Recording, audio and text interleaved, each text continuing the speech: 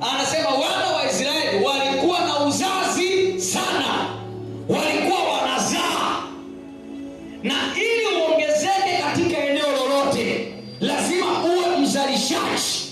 Amina. Sema amen. Amen. Unaiona hii mikono yako ina nguvu ya kuzalisha. Mafanikio Mungu ameyaweka kwenye mikono. Ndio maana Biblia inasema Mungu atabariki. Kubariki maana yake nini? Kubariki maana yake kuzidisha. Amen. Kubariki maana yake nini? Kuzidisha. Unaposikia 1+1, yani 1 izae 1.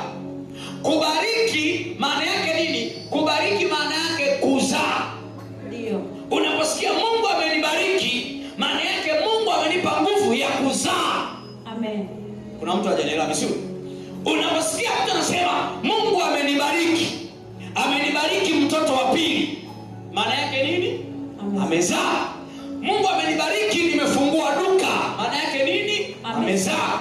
Mungu amenibariki nimeolewa, maana yake nini? Amezaa. Kwa hiyo sikiliza sasa, ili uweze kufanikiwa katika maeneo yako kwenye maisha lazima uwe mzalishaji. Amina. Uwe na roho ya nini? Ya kuzalisha.